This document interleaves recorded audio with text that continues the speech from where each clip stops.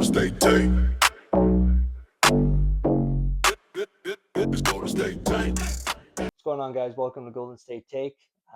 Today we're going to be talking the San Jose Sharks end of the season. Now that the season's finally come to an end, I have the grades for each player on the team this year, and my personal opinions about each individual player. Now, for this, I'm not taking every single player that played. I'm taking the guys that played a minimum of 10 games. So, guys like Luca Cagnoni, who got called up the last couple games of the year, we're not mentioning them in this video. So these are the guys who at least played a decent amount for this team.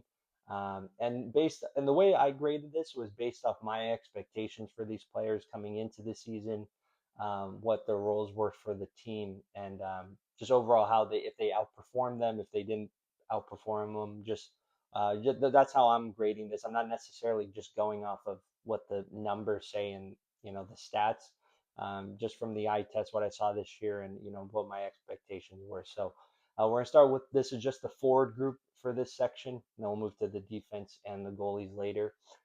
So first player on the list, Macklin Celebrini. He finished with 45 goals, 70 assists, 115 points. I don't know how you don't give him an A. I mean, coming into this year, we were we knew Macklin Celebrini was our best player, and we were hoping that he would take a nice sizable jump from last year. But that would have, I was expecting somewhere in the 80 to 90 point realm. I thought if he could eclipse that point per game mark, that would be a big success.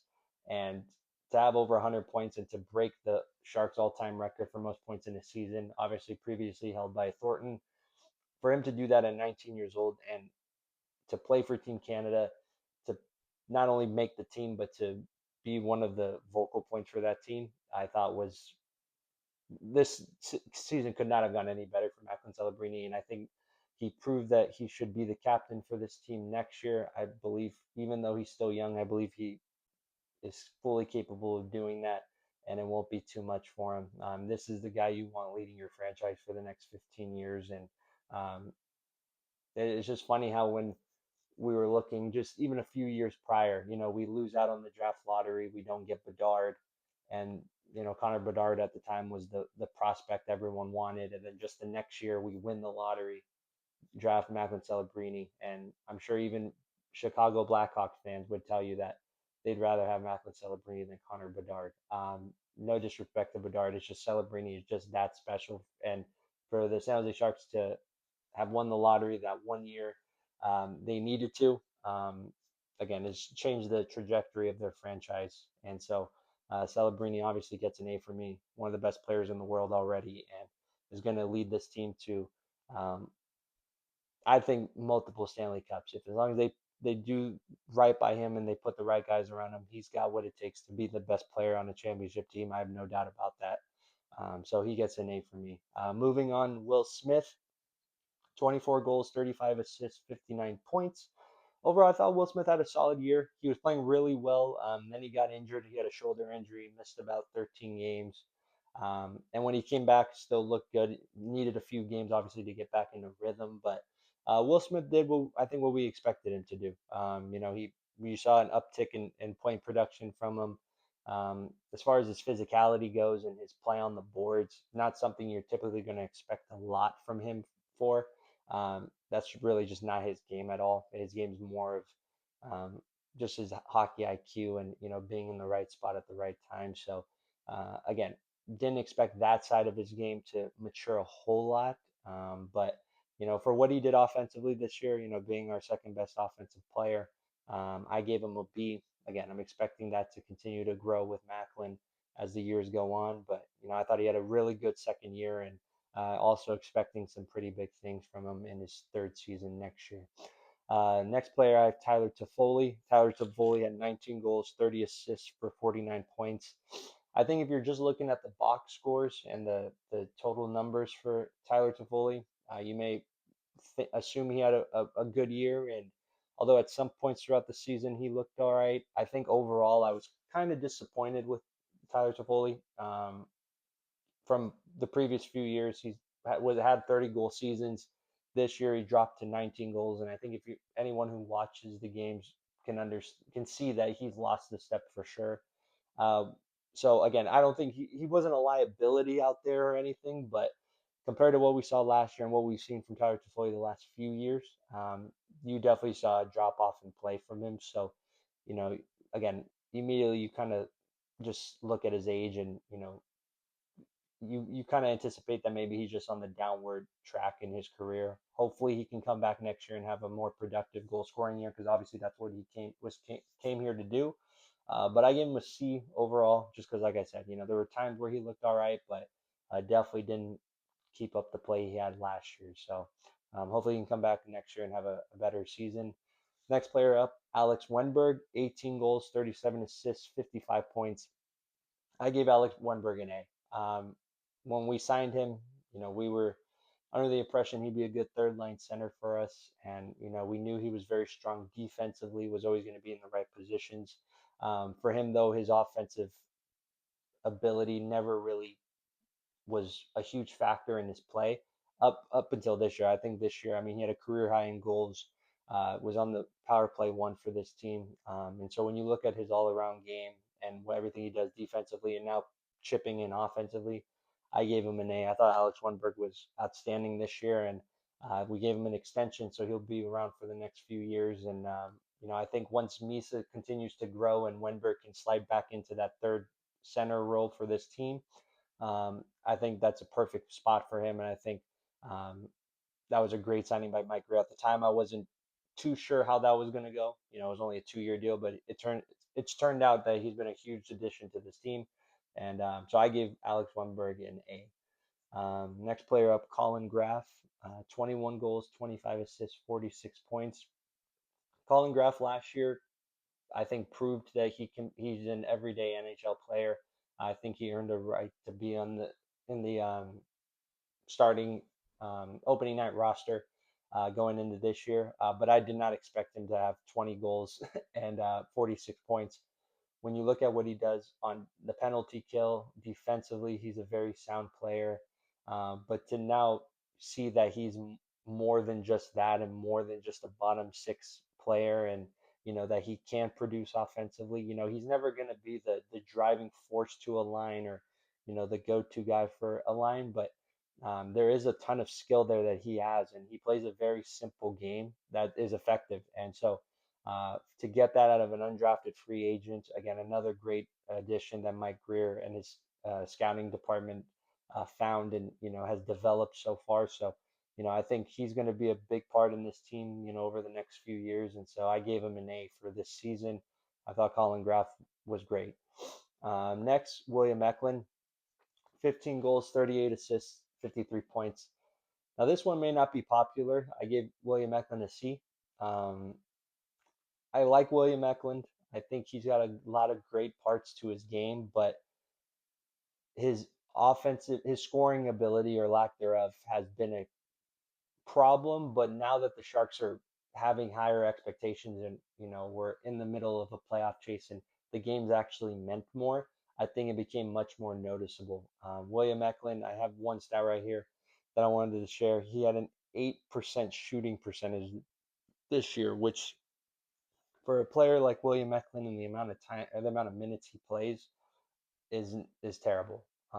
There was very few guys on the team that had less than that. And as far as the forward group goes, I think Barclay Goodrow was probably. I think I saw he was the only player that had a lower shooting percentage.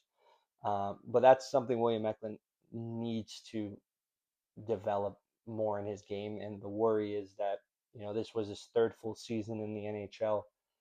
You could argue at this point if he hasn't developed it yet now, will he ever develop it? And that's definitely a fair question. But um, if he wants to be a top six forward in this league, and especially for a good team, he can have that offensive production that he had this year. I mean, his shot doesn't have a lot of velocity behind it. Very rarely do you see him picking corners.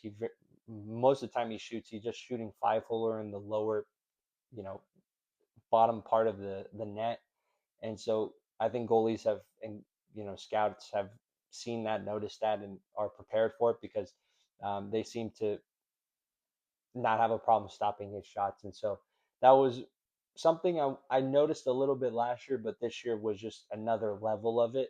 And so again, this may be an unpopular opinion, but with the amount of offensive talent you have and young offensive talent you have, I think if you can package William Eklund in a trade, I think you look deep into doing something like that, especially for a defenseman. Again, William Eklund was kind of the first big blue chip um, prospect that we had going into this rebuild, and so I think fans have had a big love for him, and seeing what he's done the last few years and um, dealing with these bad Sharks teams. So I understand that, but again, I think when you look at the reality of what he's done on the ice and his lack of offensive production, I think you should strongly consider it. And if that means you can get a pretty nice offensive defenseman that can grow with this team, I think you definitely consider doing that. So I gave William Eklund a C, and like I said, that was mainly due to his offensive production and his lack of goal scoring. Next player I have Adam Gaudette. Adam Gaudette, we signed in the offseason to a 2-year contract from Ottawa. This year he had 17 goals, 8 assists, 25 points.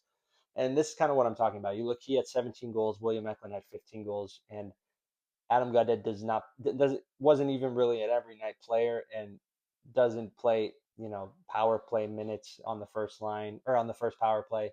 He plays in the bottom six, and when he gets his opportunities, he cashes in more times than not. Again, he's not a playmaking player. He only had 8 assists this year, so he's not going to really create for other guys. But he finds the back of the net, and he did that in Ottawa last year. And I think you signed him to a 2-year deal. I believe it was about $2 million a year. So to get a guy that is going to give you about 15 goals, and what he adds to this team, I think he was a great fourth line winger for this team. And you can bump him up on the third line as well if you need to, and he's going to produce. So I liked Adam Gaudette, and I gave him a B for this year. And again, you kind of know what you're going to get with him next year. So overall, I thought he had a good year.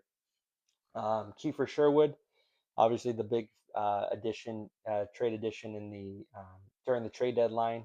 This is his total number, so this is including what he did with Vancouver and the Sharks. 23 goals, 13 assists, 36 points. Again, kind of similar to Gaudette. I basically just consider Sherwood just a better Gaudette at this point. Can find the back of the net, doesn't really produce a whole lot for others, but will finish when he needs to. He plays with a very high motor, and I like what I see from Kiefer Sherwood. I think he's a player that the Sharks needed in this group to not just have a high energy physical player, but a high energy physical player that still has enough skill to produce and be effective on the ice. So again, although it was for only a couple months, I thought Sherwood played really well for the Sharks once he got acclimated to the roster. Obviously, they signed him to a 5-year extension, so he's going to be here for quite a while. But I thought as his time went on in San Jose, you saw his game come out and how valuable that his game is. So happy to see what he'll do with a full season with the Sharks next year. But I gave him a B for his time here. Next up, Michael Misa. Obviously, he was the second pick in the draft, rookie season. He only played in 45 games. He was dealing with an injury, and then he had World Juniors to go to. So the first half of the year, he hardly played. But so in 45 games, he finished with 9 goals, 12 assists, 21 points. I thought he played well for a rookie. I mean, being 18, 19 years old, your main goal is to just survive at this point. And I thought he looked comfortable as the longer he played and as the year went on. He looked more sure of himself. I gave him a B, and again, I was happy with him, but I'm not really happy with the way the coaching staff handled him this year, and kind of the same with Sam Dickinson. And I'll get to Sam when we talk about the defenseman. But this whole year, um, Ryan Warsofsky really never gave Michael Misa, I think, enough opportunity to have success. And what I mean by that is he hardly got any power play time. The wingers around him, he didn't really have great wingers to help him out offensively. And I just think for a second overall pick with the amount of talent he has, you want to get him into favorable positions early on, especially early on in their careers. And I think Ryan Warsofsky really didn't do that at all with Michael Misa. I mean, Michael Misa never sniffed the first power play group. And not saying he should have right away, but I definitely think the last couple months of the year he played well enough to be given at least an opportunity, especially again when you have William Eklund on the power play one for most of the season and he's not really giving you much. I think Michael Misa definitely um, could have benefited from that. So I think he should have had more opportunities in that scenario, even bringing him up and um, playing him with Celebrini once in a while, just getting him on the ice with high level players or high skilled players.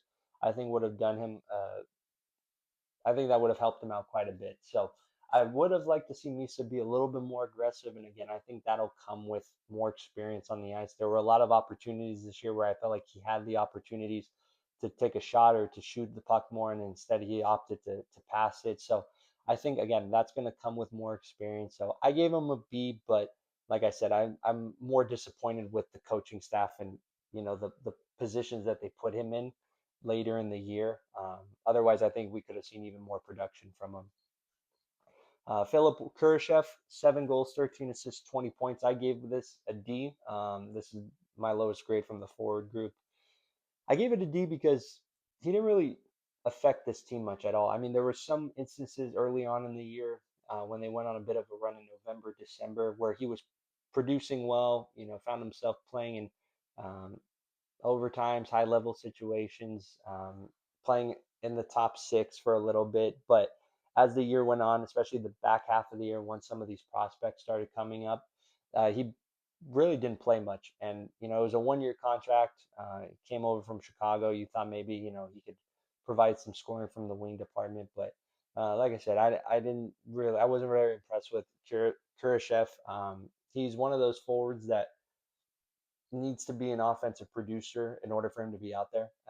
He's not very strong in the defensive half or defensive zone. And so for to only have 20 points this year, 7 goals, again, didn't really do much for me. I don't expect him to be back next year. But yeah, like I said, it was just a 1 year contract. See if you can get some offensive production, and it didn't happen this year. So I gave him a D. Next up, Igor Chernyshov, 28 games, 9 goals, 10 assists, 19 points. I love Chernyshov. I think he's going to be a huge part of this team for a long time.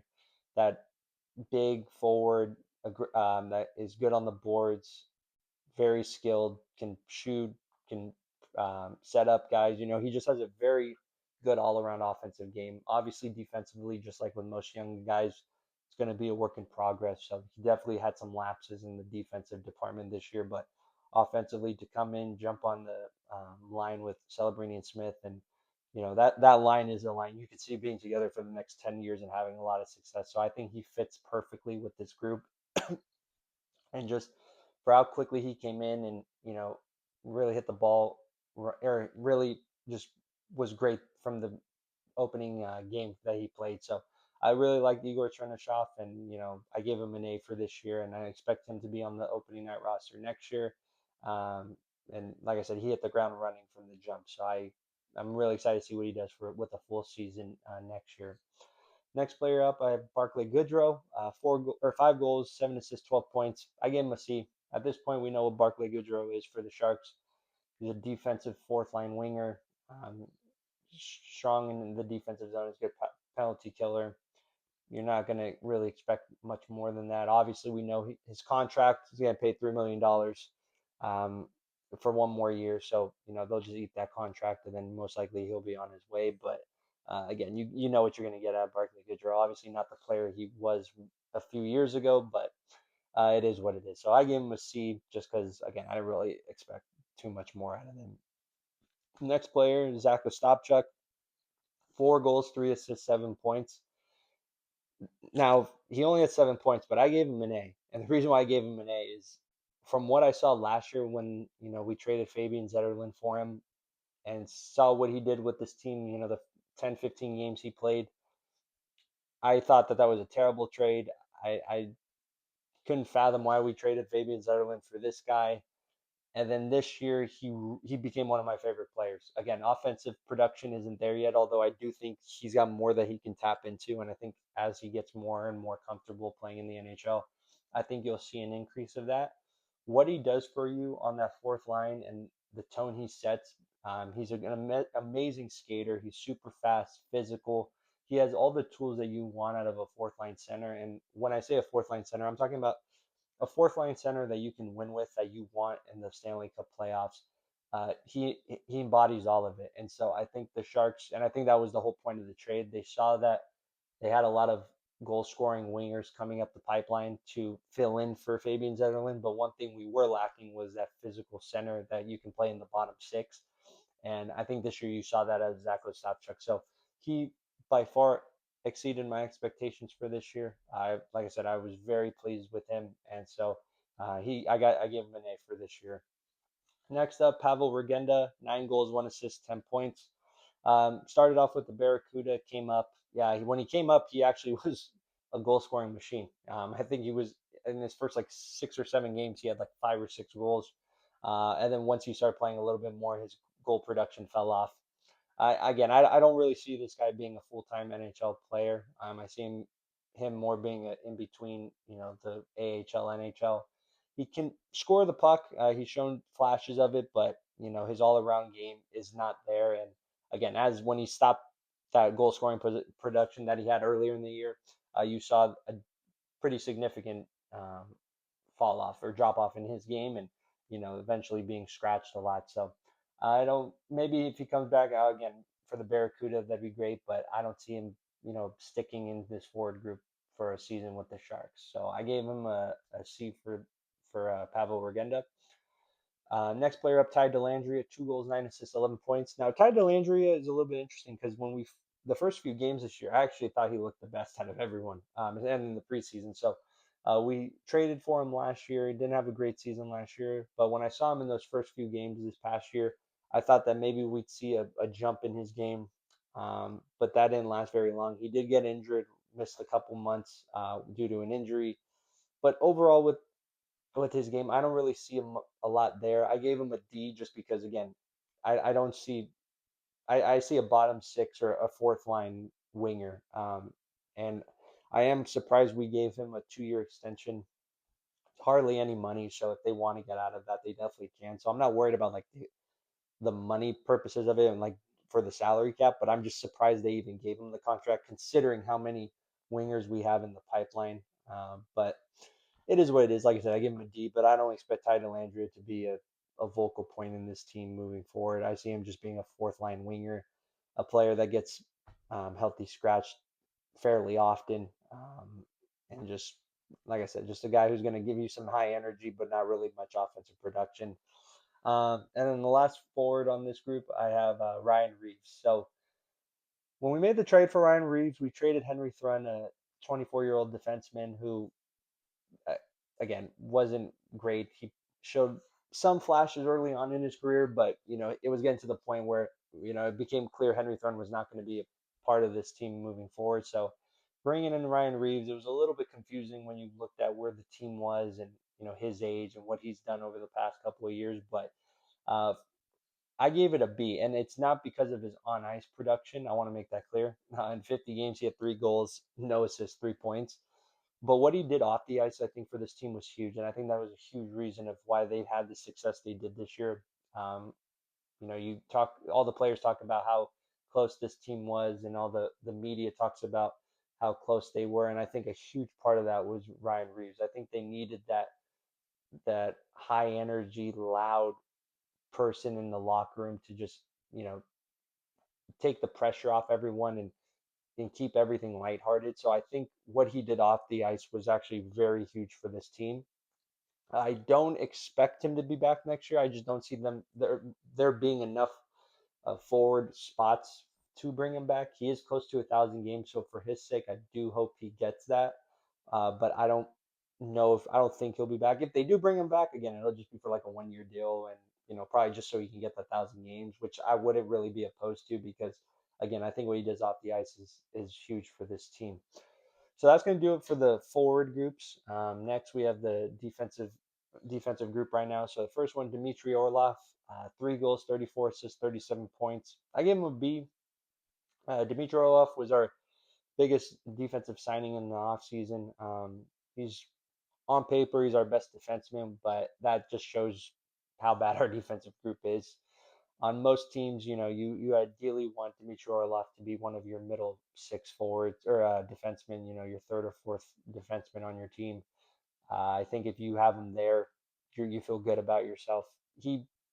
I mean, offensive production, he actually produced a decent amount. Again, he was just put in really good positions, playing power play one, power play two all year. Um, but again, he's a physical defenseman, which I like. He sometimes can get a little sloppy defensively. There were a lot of miscues this year, especially later in the year, that he would definitely need to clean up. But again, I just think it's a matter of the Sharks not having a lot of options, and he's playing higher than you would want him. But I gave him a B because I thought it was a good acquisition, and hopefully, next year as the defensive group gets stronger, he can play in his more natural, position. I think you'll see a better Dmitry Orlov because of that. Next, we have John Kleinberg, 10 goals, 17 assists, 27 points. I gave him a D. He was supposed to be our offensive defenseman this year. For his sake, I'm happy he stayed healthy. He's dealt with some injuries the last couple of years, but as the season went on, his defensive game was so poor that he eventually became unplayable for this team. He has some offensive uh, touch to him, and can produce occasionally, but um, definitely not the player he was once in the past. So it was a 1 year deal. Try to get some offensive production out of him. I don't see John Klingberg being back with the team, so I give him a D. Next up, Mario Ferraro, 7 goals, 16 assists, 23 points. I gave him a B. Mario Ferraro did what Mario Ferraro does. Plays his ass off. Um, Great in the locker room, just a warrior. And so I we'll see what happens in the offseason. He's a free agent. I have an inkling he's going to get a lot of money. I definitely would be cautious of how much money I'd be giving Mario Ferraro, just again what he does on the ice. A lot of teams want, and a lot of teams will pay up for come free agency. So if I'm the Sharks, I definitely wouldn't overreach to try to keep him. If he wants to come back and the deal makes sense, that's awesome. But I have a feeling he's going to really cash in this offseason, and probably won't be back with the team. But I give him a B. Next name up, Sam Dickinson. 1 goal, 13 assists, 14 points. I gave him a C, but again, this kind of goes back to what I was saying about Misa. I think the coaching staff did not do a great job of giving him the opportunities to be successful. You could tell they were really focused on his defensive play, which I agree with. Like, young defenseman, you want him to get comfortable playing in his defensive zone. But, Sam Dickinson showed so much offensive ability in juniors, and for you to not give him any power play time, or just putting not giving him any opportunities to give you that offensive production, because part of the reason why you drafted him is you saw a really good two-way game with him, and part of that two-way game is to be able to produce offensively. And my only worry is that they were so concerned about the defensive side of the ice that I don't want that to sacrifice his offensive ability as his career goes on. I don't want you to turn him into just a defensive defenseman who can move the puck a little bit. I want him to, be able to obviously be strong in his defensive zone, but can be a guy that can, pop in 30 to 40 points this season, maybe even 50 on a good year. You know what I mean? So I think that's where the coaching staff really, I don't think, did a good job at balancing that, and instead they went all defensive focus. So again, hopefully next year, we can see a little bit more of that offensive production come out, because I do think he has it in his game. But so I gave him a C. Next player up, Shakir Mukhamadullin, 5 goals, 7 assists, 12 points. I gave Shakir a D. I think at this point with Shakir Mukhamadullin, he's been on the team for a couple years now. This is 5 years removed from his draft. At this point, you kind of know what you're going to get from Shakir Mukhamadullin. I was hopeful that he'd become a good, middle pairing defenseman, but at this point, I'm just really not seeing it. My biggest problem with him is, he's got all the tools to be a really good defender and a good two-way player. He can skate well. He's pretty good with the puck. He's big, but he's not physical at all. And I think that's his biggest problem. I mean, because he's got the body frame. He's 6'4", 6'5", but he just doesn't have that meanness in his game that I think could make him a very good player. And he comes in waves. He'll have a stretch where he plays well, then either it's an injury or he'll get benched, and mentally it seems to affect him a lot when he gets healthy scratch. So Mukamadula, he's a restricted free agent. I'm sure they'll probably bring him back, but I don't. I think the days of hoping Shakir Mukamadula is going to be a top four defenseman and be a big piece to your future, I think that ship has sailed. So I gave him a D, but we'll see what happens next year with him. Nick Leddy, 1 goal, 6 assists, 7 points. I gave him a D. He did play better as the season came to an end, but um, they waived him, sent him down to the Barracuda. Obviously, to send him down, that means nobody picked him up on waivers, so clearly no other team really saw an importance to have him on their roster. Nick Leddy was once a good defenseman, won a Stanley Cup, uh, but at this point in his career, he's just a body out there, and so I don't really see him coming back. If it is, it's probably for a seventh defenseman role, maybe playing once in a blue moon. But I gave it a D just because it didn't really affect us in any way, in a positive way, and so yeah, give him a D. And last defenseman, Desharnais, 1 goal, 6 assists, 7 points. I gave it a B. When we traded for him last or in the deadline last year, I was he played in a few games, but I didn't really see too much. But this year, he came in really good on the penalty kill. He's really big defenseman, 6'7". Again, kind of like Reeves, it seems like he's very loved in the locker room, and has positively affected this team from off the ice as well. But again, with him, you're never going to expect any offensive production. That's not what you're going to get from him. But I think as a third line defender, I think he's just fine. So he's a free agent, but I think they'll bring him back on a small deal. And I was impressed with what he did overall. And yeah, so that's my take on the defenseman as a whole. Obviously, they're going to need some improvement for sure. So hopefully this offseason they do that. And then lastly, the two goalies, Yaroslav Askarov and Alex Nedeljkovic. Askarov, I gave a C. There was about a month stretch there where he was one of the best goalies in the league, but outside of that 1 month, um, I was actually kind of disappointed with him. And again, obviously the defensive talent or lack thereof probably plays a part in this, so I don't want to put all the blame on him. But Askarov, there's just his highs are high and his lows are low. I mean, there's times where Askarov looks like one of the best goalies already in the NHL, and he makes some saves that only a handful of goalies can make. But unfortunately, then you have those just mental lapses or um, poor decision making, and he'll either let in a soft goal or have a critical turnover when he's playing the puck. And so, like I say, the best way I can explain Askarov is it's always an adventure when he's out there. You don't know what you're going to get. You don't know if you're going to get an a great performance or you're going to get a terrible performance where he's getting pulled halfway through the first period. He had an 884 save percentage, 3.63 goals against. So again, his first full year as a starter, so I don't want to get overreact too much to this. But what I can say is if this doesn't get better and improve, and especially how he handles his glove side in the offseason, his glove side was a very very it was an Achilles heel for him this year, and you saw that as the year went on, teams were shooting at that glove side more and more, um, and it's something he's going to definitely need to work on because down low, his 5 hole, his side to side movement is great already, but it's that glove side is a huge issue for him, and he's going to have to clean that up because the way he was this year in that inconsistency, it's going to be very tough to win in the playoffs with that. You want your goalie to be obviously your goalie's going to have some off nights, but as a whole, you want your goalie to be pretty much a sure thing on most nights. And Askarov is far from that. So I'm hoping that next year we see him take a leap and become more consistent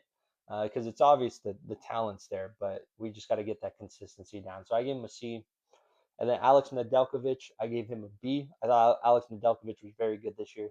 When we brought him in, it was meant to be a 1A, 1B rotation, and then hopefully Askarov would take that, starting job. And Askarov didn't take the starting job, and Nedeljkovic sometimes was asked to be that starter, quote unquote. And I thought he played well. He had an 896 save percentage, 287 goals against. They signed him to a 2-year extension, so he'll be here for a couple of years. So it's nice to have the same goalie combination now for a couple years in a row. Because in the previous few years, it was just a revolving door for our goalies. So I think they pair well with each other. They seem to be, a good fit together. So I think when we were looking for a backup goalie to bring in for Askarov, I think Nedeljkovic ended up being a great uh, solution and a great option. So I'm excited to see what they do next year as a pair, and obviously what this entire team does moving forward. But that's my grading for each player of the 2026 season. We'll be back for more talking about what they should be doing in the free agency, some potential signings or trade pieces that they maybe or trades that they can make. So we'll get into that later in the off season. But that's my grading list this year. Let me know what you think down in the comments, and we'll talk soon.